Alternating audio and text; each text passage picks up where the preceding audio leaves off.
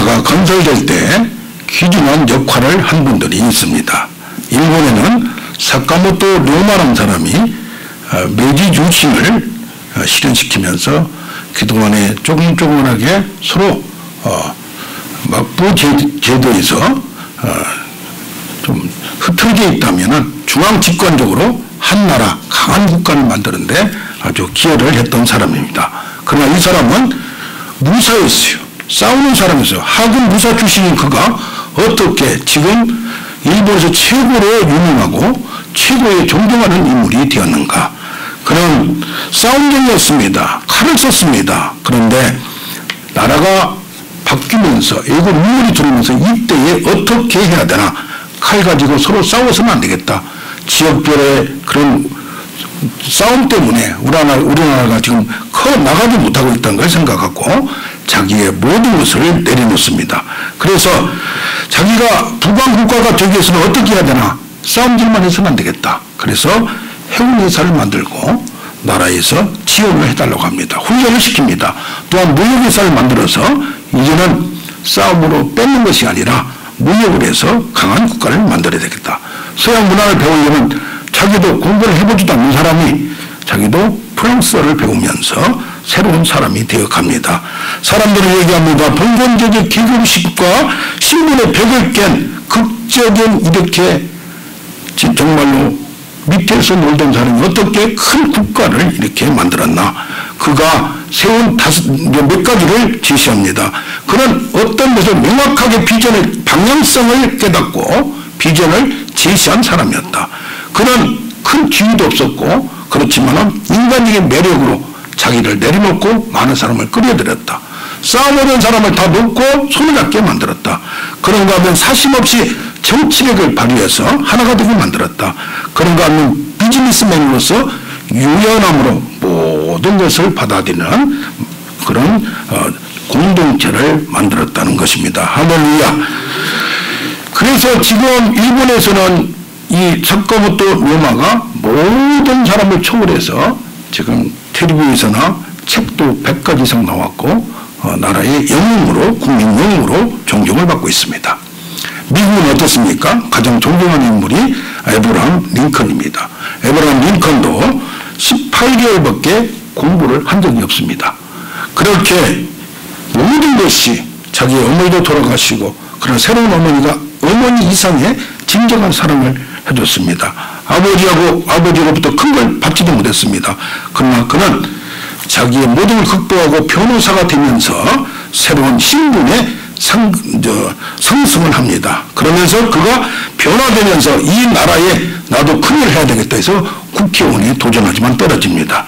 그러면서 이렇게 옆에서 보니까 노예를 짐승과 같이 부리고 있는 거, 이것도 좀 문제가 있구나. 그러나 북쪽에 있는 사람들과 남쪽에 있는 사람들이 완전 지역적으로 싸움이 일어났어요. 왜 노예제도가 문제가 아니라 남쪽에서 많은 농장을 가지고 있으니까 이걸 가지고 부자를 하고 싶고 일꾼을 공짜로 부려먹고 싶으니까 노예제도를 찬성했고, 북쪽에서는 새로운 이제는 군국을 일으키고 새로운 나라를 일으키려면 평등하게 모든 사람이 일할 수 있도록 해야 된다. 어떻게 되면 자기들이 이득 때문에 북쪽과 남쪽이 싸우게 됐습니다. 이것을 하나로 만드는 그런 유연한 사람, 모든 사람을 끌어들이는 그런 사람이 되었습니다. 한 나라도 그냥 되지 않습니다. 지금 요즘 말합니다. 우리나라가 새롭게 세계 국가가 되려면 이순신 같은 사람이 있어야 되는데 이순신 장군 가지고도 조금 모자라겠다. 싸움 잘하는데 정치력이 부족하니까 세종대왕이 나와야 되겠다라고 한다고 합니다. 아무튼 우리 제목을 같이 합시다. 하나 되게 하소서. 하나 되게 하소서. 첫째로 오늘 본문을 보면 하나님과 예수님이 하나 된 것 같이 우리도 하나가 되기 위해서는 예수님을 믿어야 한다고 여기 말합니다. 전체적으로 요한복음 17장을 보면 죽기 전에 예수님께서 마지막 기도의 형태를 통하여 담화를 한 겁니다. 특히 제자들에게 얘기를 한 거고 자기 마지막 유언이나 똑같은 얘기입니다. 그러면서 여기를 보니까 17장 1절에 보면 예수께서 이 말씀을 하시고 이 말씀이 뭔가 하면 바로 앞에 나옵니다. 너희에게 이르는 것은 너희로 내 안에 평안을 누리게 하려 함이라. 이 세상에서 너희가 환난을 당하나 담대하라. 내가 세상을 이겼노라. 그러니까 뭡니까? 지금 큰 싸움터를 두고 십자가를 지려고 하는데 나는 세상을 이기니까 확신을 가지고 소망을 가지고 가니까 너희들도 그걸 이겨내라는 그런 내용이 들어있습니다. 그러면서 여기서 눈을 들어 하늘을 보시고, 그러니까 하늘에 계신 하나님을 향하여 나의 마지막 그 각오를 보여주면서 자기 사명을 앞에 두고 확신과 소망을 보여주는 마음 자세를 봅니다. 17장 2절에 아버지여 때가 이르렀으니 나옵니다. 아들을 영화롭게 하여 아버지를 영화롭게 하옵소서. 이제는 자기의 마지막 사명을 감당할 때라고 얘기합니다. 그러면서 뭐라고 말하냐면 내게 하라고 주신 일 사명을 이루어 내가 아버지를 영화롭게 하겠사오니 저들이 나를 하나님이 보내서 온 사람으로 믿게 하옵소서라고 말합니다. 자기의 정체성이 내가 사람의 아들로 태어난 것이 아니라 하나님의 아들로 하나님이 나를 보내셨음을 저들로 알게 하옵소서. 저들이 믿게 하옵소서. 오늘 말씀도 마찬가지입니다.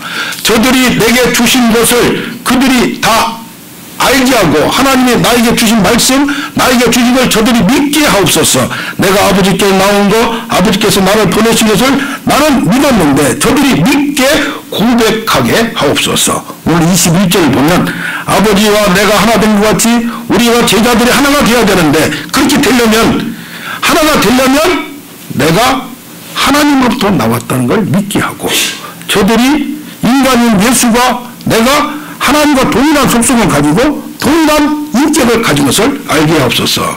여기 보니까 믿게 하옵소서 라는 말이 나옵니다. 믿는 것은 또 아는 것입니다. 여기 17장 3절을 보면 영생은 유일하신 참 하나님과 그가 보내신 자 예수 그리스도를 아는 것입니다 그랬어요. 그래서 믿는다는 것과 아는다는 것은 동일한 의미입니다. 여기 보면 지식적으로 아는 것이 아니라 나와 관계를 맺어서 서로 다른 사람하고 친구가 되듯이 하나님을 알아가는 것입니다. 그래서 지금 보면 다른 복음에서는 믿어라, 복음을 믿어라 그렇게 말했지만 요한복음에서는 하나님을 알아라 하는 말이 많이 나옵니다. 이 말은 같은 얘기입니다. 믿는다고 하는 것은 그 사람을 알아야 믿는 것입니다. 할렐루야. 그 요한복음에서는 하나님을 알아라, 예수 그리스도를 알아라. 그래서 아는 것은 서로 또 무슨 거입니까? 알아서 교제가 계속되고 있음을 말하는 겁니다. 그래서 여기서 또 보면 영생은 이라는 말이 나왔는데 영생은 끝까지 살아가는 거예요. 죽지 않는 거예요. 이것이 다른 복음에서 얘기하면 하나님 나라, 천국, 바울도 하나님 나라는 있던 것이다. 천국은 마치 자그마한 겨자씨가 조금만 했다가 점점점 커지는 것 같다. 그런 여러 가지 비유가 나오듯이 다른 성경에서 하나님 나라, 천국, 그것이 바로 이 요한복음에서는 영생이라는 것을 우리는 알아야 될 줄로 믿습니다. 그러면서 3장 16절에 말합니다. 하나님이 세상을 이천자나 독생자를 주셨으니 이는 그를 믿는 자마다 영생하는 것이니라. 할렐루야. 4장 14절에 영생하도록 솟아나는 샘물과 같이 되리라. 너에게 세상에 주는 물을 먹지 않고 내가 주는 물을 먹으면 영생하도록 영원토록 너와 함께하는 샘물이 되리라. 또 영생의 말씀이 너에게 있었으니 해서 모든 것이 요한복음에는 하나님을 알면 하나님은 처음부터 끝까지 죽지 않는 하나님이기 때문에 우리도 하나님과 함께함으로 말미암아 영생한 것을 아는 우리가 되길 원합니다. 아멘. 그래서 요즘 보니까 신문에 우연히 봤더니 영생교라고 딱 나왔어요. 그러면서 신문에다가 선전을 냈어요. 이게 바로 하나님이다. 조희성. 그래서 참 속으로 웃었어요. 아직도 이걸 누가 믿나 신문에 내고 있나 그런 생각을 했습니다. 일간지에 유명한 일간지에 그거 나온 걸 보고 참 이것도 지금도 이런 걸 믿는다고 선전을 하고 있나 그런 생각을 했습니다. 구약에서는 하나님과 누가 함께 영광을 나누지 않습니다. 하나님과 같은 인물을 얘기하지 않습니다. 그러나 예수 그리스도만 나는 하나님으로부터 왔다고 얘기합니다. 왜 그렇습니까? 예수님은 하나님과 동일한 인격을 가졌고 동일한 뿌리에서 나왔고 동일한 본성을 가지기 때문에 우리는 내가 믿는다는 것은 하나님만 도구가 되는데 그 믿어져야 되는데 내가 믿어지는 것이 어떻게 되는가? 무엇을 믿어야 되는가? 놀라운 교환이라는 말이 있어요. 이 죄인된 사람이 의인된 사람으로 바뀌듯이 마틴 루터는 말합니다. 그가 죄인이면서 우리는 영원히 의인이다. 영원히 의인이면서 영원히 또 죄인이다. 이 세상에 있을 때는 나는 세상에 있을 때 하나님과 가까이 하지만은 내 속에 하나님을 통해서 의롭게 되지만은 내 속에 악한 것이 항상 나를 움직이기만 하기 때문에 이런 속성이 나는 있다. 그러나 왜 그러느냐? 내 안에 있는 나쁜 것을 누가 가져가냐? 예수 그리스도가 가져가고 예수 그리스도의 옳은 것, 의를 내 안으로 교환한 눈물 교환하듯이 교환을 한다 이 말이에요. 간을 이식하는 걸 보면 가장 적합성 검사를 합니다. 적합성 검사를 해서 이것이 줘도 이걸 이식을 해도 부작용이 없는 사람을 찾아서 대개 그런 사람은 누구예요? 형제나 자매나 부모나 자식입니다. 저도 가까운 사람 중에 남동생이 문화를 위해서 간을 이식해줬어요. 그런데 서로 잘 이게 회복이 돼서 깨끗해진 걸 봅니다. 우리에게 영국에서는 어떤 사람이 남자가 간을 이식해주겠다 했는데 적합성 검사를 하다 보니까 어떤 여자하고 딱 맞았어요. 그래서 간을 이식해주면서 서로 사랑을 나눴어요. 내 육체도 그쪽으로 가고 그쪽이 없어지면서 회복이 돼서 두 사람이 38세, 26세인데 결혼까지 한 줄로 믿습니다. 왜 그렇습니까? 교환이라는 것은 내가 없는 것을 완전히 빼버리고 예수 그리스도의 의가 나한테 전가되는 것입니다. 할렐루야. 그래서 나는 부족하나 나와 함께 하신 예수 그리스도가 나를 대신해서 모든 걸 공급해 주기 때문에 내가 이제는 예수 그리스도 같이 옳게 인정함을 받는 겁니다. 그래서 여기도 말합니다.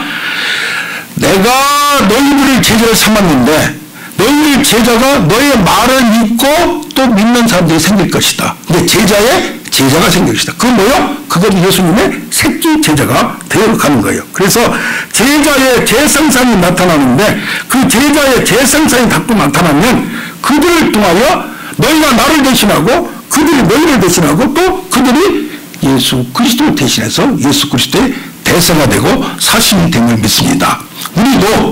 우리가 부족하나 이제는 예수 그리스도의 대사가 되어서 우리가 그런 역할을 그런 제자가 됨을 우리는 내가 부족하지만 믿어야 될 줄로 믿습니다.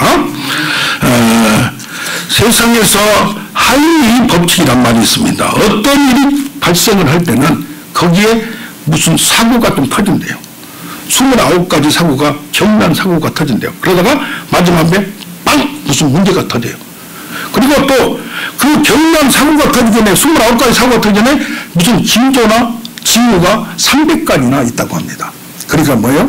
우리가 이 세상 살아갈 때 내가 아무리 잘 하려고 해도 모든 걸 다 세상을 살 때 옳게 살 수는 없어요. 그러나 내가 이제는 과거의 잘못된 방향에서 예수 그리스도로 말미암아 이렇게 바뀌어서 내가 300가지가 살살살살 변화된 자그마한 것들이 변화된 게 나타난다는 얘기예요. 그러면서 반대적으로 29가지가 크게 내가 변하는 게 나타나고 나중에는 한 가지로 나를 통해서 나는 안 그런데 다른 사람이 예수 그리스도를 나를 통해서 발견하는 역사가 나타남을 믿습니다. 할렐루야. 근데 믿으면 뭐예요? 내가 못하는 것을 예수 그리스도가 해준 것을 그걸 믿는 거예요. 그 믿어지는 것 자체가 하나님의 은혜인 줄로 믿습니다. 아멘. 그래서 우리가 하나 되기 위해서는 예수님과 하나님과 하나 되고 또 예수님과 우리가 하나 되고 하나님과 우리가 하나 되고 다 같이 하나가 되듯이 이렇게 되려면 하나님이 보내신 자 예수 그리스도를 알고 믿는 우리가 됨을 믿습니다. 할렐루야. 예, 또 두 번째는 여기 보면 하나님과 예수님이 하나 된 것 같이 하나가 되었으면 이제는 온전함을 이루어서 여기 보면 23장을 보면 사랑하게 된다고 했어요. 그냥 믿기만 했는데 이제는 뭐요? 완전히 하나의 몸이 되어서 너희가 문을 열고 나를 받아들이면 내가 너희로 들어가 먹고 마시라 한 것 같이 이제는 동일체가 된다는 얘기입니다. 여기 보면 말합니다. 내가 아버지의 이름을 알게 함으로 제자들은 다 알게 해줬습니다. 그러니까 아버지 이름을 알게 하니까 아버지의 존재를 알게 됩니다. 하나님은 누군가를 알게 됩니다. 누구를 통해서? 아들을 통해서 알게 됩니다. 친밀하게 교제하다 보면 친구가 되듯이 예수님과 친하게 지내고 예수님 말을 듣다 보니까 그 말하는 것이 예수님은 하나님에 대해서 얘기하다 보니까 자꾸 하나님 얘기만 듣는 거예요. 그러다 보니까 내가 하나님 직접 보지도 않았고 만나지 않았지만 예수님이 하나님과 하나 된 그것과 같이 예수님이 하나님의 말씀을 나한테 자꾸 알게 해주니까 내가 듣는 건 누구예요? 하나님에 대해서 듣는 거예요. 그 다음에 내가 온전하게 누가 하나인데요? 예수님과 하나가 되면 하나님과 하나가 되어서 나와 관계 맺었기 때문에 이제는 뭐가 나오냐면 나의 하나님이 되어가는 겁니다. 할렐루야. 예수님이 설명한 그것이 이제는 나의 하나님이 되어갑니다. 수가성의 여인들이 전도를 했습니다. 그 말 듣고 그들이 예수를 믿었습니다. 알았습니다. 근데 예수님을 직접 만났어요. 그러고 나서 뭐라고 말하냐? 나는 내가 많은 것 때문에 믿는 게 아니라 내가 예수님을 또 직접 듣고 확인한 그걸로 너희를 믿는다고 말합니다. 할렐루야. 세상을 살아가다 보면은 동지들이 있어요. 독립군들의 동지 아니면 전쟁터의 동지 얼마나 죽고 사는 문제 지금 그냥 죽느냐 사느냐 판에 얼마나 그 우정과 생명까지 어떤 데는 대신하기도 합니다. 그래서 공산당에서도 서로 어느 정도 직위가 있는 사람들은 뭐라고 그래요? 동지 아니면 동료라고 얘기를 합니다. 이렇게 아버지가 내 안에 있고 내가 아버지 안에 있고 인격된 연합은 영적인 연합은 신비한 연합입니다. 친구나 동료도 그냥 되지 않습니다. 그러나 하나님과 하나 되는 것은 내가 그를 믿음으로 말미암아 하나 됨으로 말미암아 이제는 우리는 그를 사랑하게 된다는 것입니다. 왜 그래요? 그 사람을 알아가기 때문에 하나님의 최고 하나됨의 최고봉에 그치는 그리스도와 연합하고 하나가 되어가는 것입니다. 그래서 교리적으로 원리적으로 이론적으로 하나가 된다고 얘기합니다. 그런데 내가 완전한 하나님과 하나가 되기 위해서는 하나님과 교통하고 소통하는 나의 통로가 있어야 될 줄로 믿습니다. 그것이 뭡니까? 이렇게 말씀을 듣고 어떤 때는 하나님이 나의 일에 관계하고 나의 일에 개입하고 나의 일에 일일이 인도하고 그런 것을 확인하게 됩니다. 신비한 역사가 나타난다는 얘기입니다. 할렐루야. 내가 깨달아지고 하나님에 대해서 전혀 듣질 않았는데 교회 와서 목사로부터 사람들로부터 내가 하나님을 어떻게 만났다 성경에서 얘기를 듣다 보니까 아하 내가 이 세상에 왔던 게 그냥 온 게 아니구나. 하나님 보내서 왔구나. 내가 이 교회에 온 것도 그냥 막 된 것이 아니라 하나님 보내서 왔구나. 또 결혼한 것도 내가 저 사람을 만난 것도 우연히 만났겠지만 하나님 안에는 우연이 없고 하나님이 인도하심이 있었다. 하나님의 뜻이 있었다는 것을 우리는 확인하게 됩니다. 할렐루야. 아멘. 항상 우리는 그러나 어떻게 합니까? 어떤 때는 하나님이 있는 것 같기도 하고 없는 걸 우왕좌왕합니다. 이리 갈까 저리 갈까 믿음이 강해졌다 약해졌다가 내 마음에서는 믿음의 전쟁터가 일어납니다. 어떤 마음은 내 마음이 왔다 갔다 하고 믿음이 강할 때는 하나님 있음을 확신하면서 어떤 때는 왔다리 갔다리 할 때가 있습니다. 그래서 이것이 예수님의 제자들 중에서도 바리새인 베드로 같이 우왕좌왕한 사람이 있습니다. 그런데 그가 누구와 같이 유다와 같이 완전히 우왕좌왕은 하지 않고 혼돈 가운데 있더라도 이제는 확실하게 하나님과 관계를 사랑하니까 너희가 나를 사랑하느냐 라고 마지막에 베드로에게 예수님이 묻습니다. 나를 사랑하면 내 양을 쳐라. 이게 뭡니까? 조금 실수해도 아버지와 자식과 간에 문제가 생겨도 결국 어떻게 됩니까? 다시 악수하고 아버지와 연을 끊을 수가 없습니다. 부부관계에도 이혼하지 않는 이상은 사소한 문제는 다 묻어두고 지나갑니다. 그와 같듯이 우리에게는 우리가 조금 부족해도 이런 걸 생각하지 말고 나를 우리 계신 하나님을 믿고 그가 나를 사랑하고 내가 그를 사랑하는 관계에 확신을 갖기를 원합니다. 할렐루야. 그런데 여기 보면 백조와 오리가 있습니다. 어느 한가로운 날에 오리와 백조가 미꾸라지와 붕어를 물가에서 맛있게 잡아먹고 있었습니다. 백조가 갑자기 하늘로 날아 올라갑니다. 오리가 백조에게 말을 합니다. 야, 너 어디 가냐? 백조가 대답합니다. 응, 하늘나라 가. 우리가 말 하늘나라? 거기는 뭐가 있는데? 백조, 응, 거기는 별거 다 있어. 우리 그러면 거기 맛있는 미꾸라지도 있어? 백조, 응, 미꾸라지도 있고, 미꾸라지는 없는데? 우리가 말합니다. 그러면 너나 가라. 우리는 또다시 머리를 물속에 쳐박고 미꾸라지를 열심히 잡아먹는다고 합니다. 어떻게 보면 백조와 우리가 비슷합니다. 그러나 여기 보면 가룟 유다는 나중에 예수님을 팔아먹기까지 합니다. 왜 그렇습니까? 그 이제 성경에 보면, 여기 보면 그런 멸망의 자식이고 지역의 자식이라고 얘기합니다. 예수님 안에 제자 가운데 12명 가운데 있었는데도 불구하고 이것을 끝까지 알지 못하고 몸만 같이 있다고 하는 게 아니라 믿음의 관계, 사랑의 관계는 접촉점이 있어야 됩니다. 할렐루야. 여러분이 세상을 살아가면서 온전한 신자가 될 수는 없습니다. 저도 그렇습니다. 그러나 뭔가 관계가 있기 때문에 끝까지 그걸 버리지 않고 주 앞으로 나오는 줄로 믿습니다. 그것이 바로 뭡니까? 사랑인 줄로 믿습니다. 나를 사랑하신 사랑이 저들에게도 있게 하여 주옵소서. 할렐루야. 우리 이제 잠깐 어떤 것이 믿어져서 순간적으로 믿어져서 그와 관계를 맺었지만 이 관계가 이제는 계속 되다 보면 사랑으로 하나가 된다는 얘기입니다. 할렐루야. 우리나라도 지금 서로 하나가 되어야 되는데 생각 때문에, 견해 때문에, 지역 때문에, 이념 때문에, 입장 때문에 막 그럴 때가 있어요. 그러나 총리께서 말씀하신 대로 횃불을 던져도 태극기를 든다. 뭐 때문에? 애국심 때문에. 근본은 똑같습니다. 그러니까 그 근본을 뿌리를 알면 우리는 하나가 됨을 믿습니다. 할렐루야. 우리가 자기의 불편함을 감수하여 타인과 친구가 될 수가 있습니다. 사랑에는 자기 희생과 수고와 봉사가 따르게 됩니다. 그래서 뭐요? 교회에서는 특히 사랑의 관계, 서로 모든 게 차이가 나도 구별이 되더라도 사랑하는 우리가 됨을 믿습니다. 그래서 초대교회 같이 서로 하나님의 사랑을 내가 받았기 때문에 그 사랑으로 나도 부족하고 서로 부족하지만 사랑의 눈으로 존귀하게 보는 겁니다. 할렐루야. 예수님께서 값주고 사신, 자기 피로 값주고 사신 그 상대로 보는 겁니다. 그래서 여기 뭐라 그래요? 요한복음의 마지막에 요한에게 말합니다. 예수님이 말합니다. 너희는 서로 뭐하라? 사랑하라. 너희가 내가 하나님의 사랑이 있어 너희들 하나님의 사랑이 내 안에 있고 그 사랑이 너 안에 있듯이 너희끼리도 서로 사랑하라. 하나님만 사랑하지 말고 솔직히 사랑하고 옆에도 사랑하라. 내가 온전히 하나님의 목적과 계획과 뜻에 순종하여 죽기까지 이렇게 한 것을 너희는 아느냐. 하나님이 너희를 사랑해서 나를 죽기까지 만든다.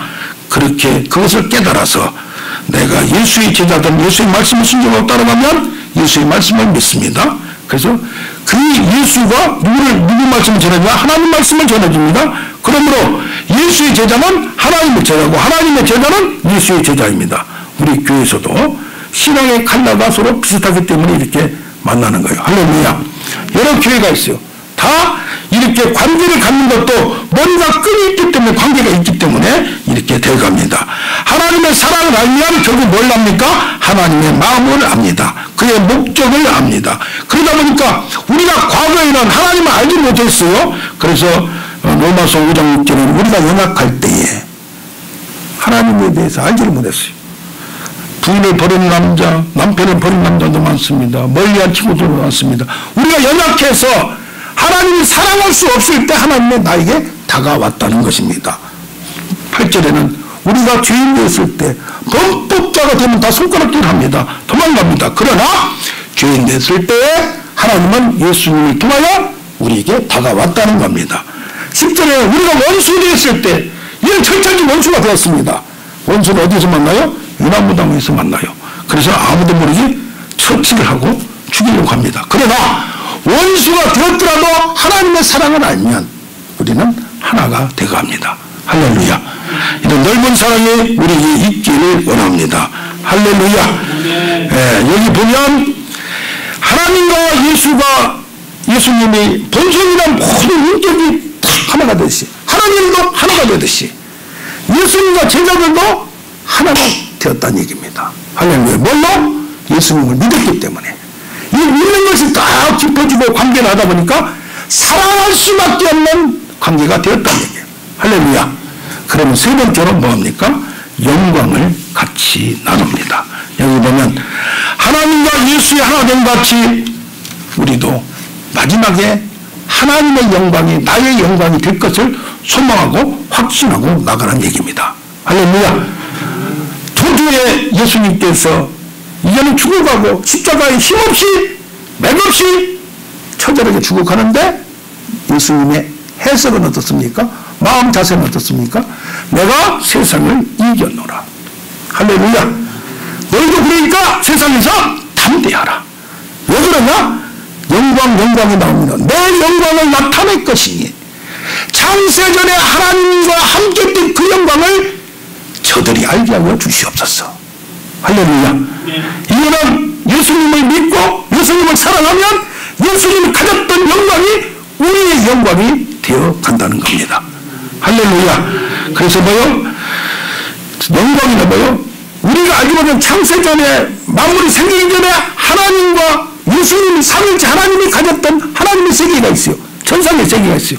그럼 우리는 알아요? 몰라요? 몰라요. 그래 예수님이 와서 그걸 자꾸 얘기해주고 보여주는 거예요. 변호사 선생님도 데리고 가고 말씀도 알려주고. 할렐루야. 그러니까 뭡니까? 예전에 과거의 영광이 있어요. 지금은 예수님이 직접 나타나서 그 영광을 보여줍니다. 문제가 생길 때 한마디로 고쳐줍니다. 죽은 자도 살려냅니다. 모든 것을 하나님의 능력을 보여줍니다. 하나님의 인재를 보여줍니다.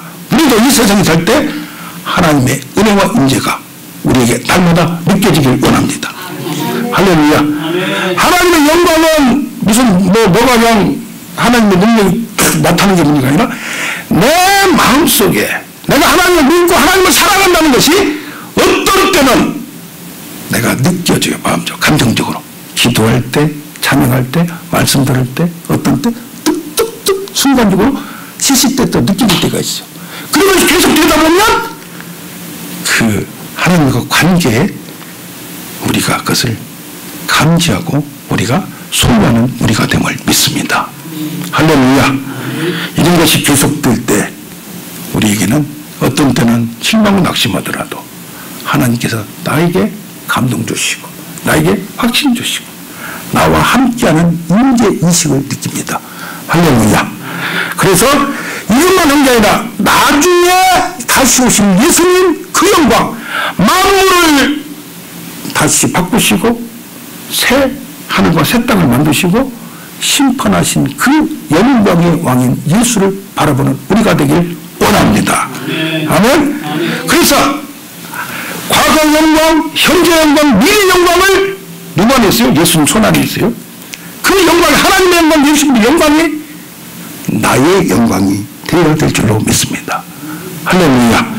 그래서 하나님과 함께 했던 영광, 예수님을 통해서 나타난 그 영광이 이제는 나를 통해서 나타나고 나에게 나타나고 여러분 가족에 나타나고 그렇게 하려면 어떻게 되느냐?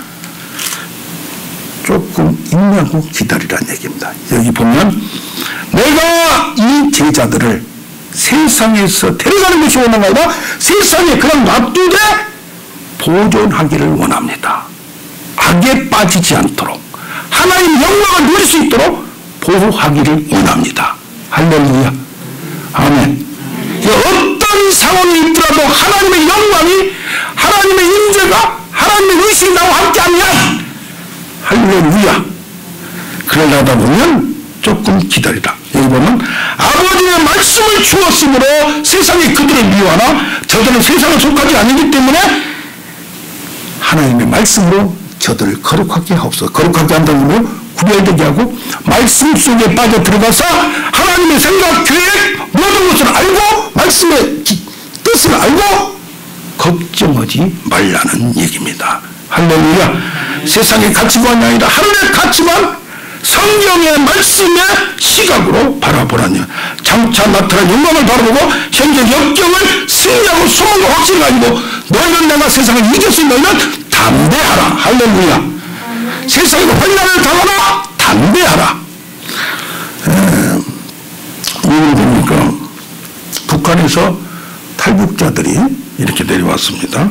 그런데 여기 와서 보면 이제 정착한다고 교육 받고 나면 6개월 동안 있다 보면 집도 주고 돈도 주고 직장도 소개시키는 경우가 있습니다.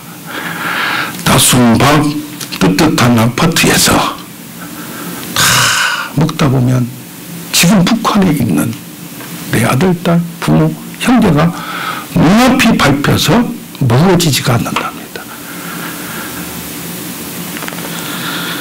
이런 영광을 나 혼자만 누렸다는가.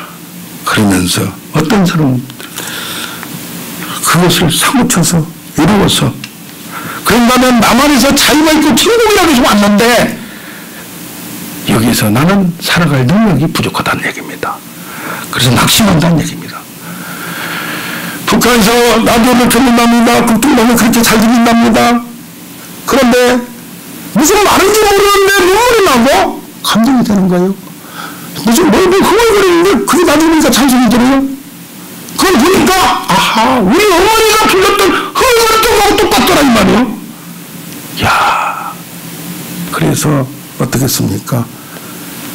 이제는 그 은혜를 깨닫고 내가 다시 북한에 가서 전도하고 아니면 데리고 온 사람들이 있다고 합니다. 할렐루야. 이것이 현재 그들의 애통입니다. 그러나 나중에는 거기서 자기 할 일을 찾습니다. 자, 여기 보면 12제자를 하나님은 어떻게 쓰셨나.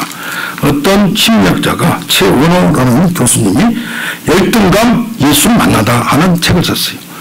열등감은 장점이다. 하나님은 세상에 약한 것들을 택하여 강한 것들을 부끄럽게 했다.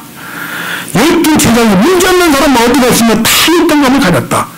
자만심으로 유장한 열등감에 시몬 베드로, 존재감 없는 존재라고 열등감을 가졌던 안드레, 형제에 대한 열등감을 가진 세베대 아들 야고보, 우리 같은 애국시 성격의 열등감 가진 요한, 믿지 못하는 증거를 볼 때까지 믿지 못하는 도마, 12세리라는 직업 때문에 열등감을 가졌던 마태, 12명이 다 문제가 있고 자신감이 없어 문제가 있다는 얘기예요. 문제아를. 그런 예수님이 쓰신 결정적인 계기는 나는 가진 것 배운 것 아무것도 없다는 인정과 고백 가운데 나는 아무것도 아닙니다. 나는 죄인입니다. 라는 걸 깨닫는 것이 은혜의 시작인 줄 믿습니다. 할렐루야. 놀랍게도 주님 앞에 나온 제자들은 하나같이 자기 열등감을 있는 그대로 나타내는 겁니다. 또 바일 것도 없습니다. 이제는 꾸밀 것도 없습니다. 열등감은 긍정적인 의미와 부정적인 의미 있습니다. 열등감을 밖으로 펼치면 끊임없이 성장할 수 있는 원동력이 되지만 반대로 감추기 시작하면 움츠러들고 왜곡될 수밖에 없다고 합니다. 스스로의 약점을 드러낸다는 것이 상당한 위험을 감수해야 되지만 그러니까 뭐요? 예수 안에 있으면 진리 안에 있으면 자유하게 됩니다. 다른 사람이 나한테 생각하든지 말든지 말씀 안에서 자유를 갖습니다. 해방을 갖습니다. 할렐루야. 여기 보면 뭐라고 하느냐? 기쁨을 내가 가지리라. 할렐루야. 아멘. 너희 근심이 도리어 기쁨이 되리라. 그런가 하면 기쁨을 너를 통해서 나타나게 하리라. 할렐루야. 내 기쁨을 충만하게 하리라. 7장 13절에 그게 뭡니까? 어떤 상황 속에서도 예수님이 가졌던 그 소망과 확신으로 기쁨 가운데 자기도 오늘 한 걸음씩 걸어가는 예수님을 바라보면서 십자가까지 질 수 있는 능력자가 됨을 믿습니다. 말씀을 정리하겠습니다. 첫째로 하나님과 예수님과 같이 하나가 되기 위해서는 우리는 믿어야 합니다. 할렐루야. 둘째, 하나님과 예수님이 하나 된 같이 우리도 완전히 하나가 온전한 모여 하나가 되어서 서로 사랑하게 됩니다. 할렐루야. 셋째로 하나님 예수님이 하나 된 같이 끝까지 우리를 부어하시고 영광 가운데 인도할 걸 믿고 소망과 확신으로 나아가는 우리가 되길 원합니다. 감사합니다.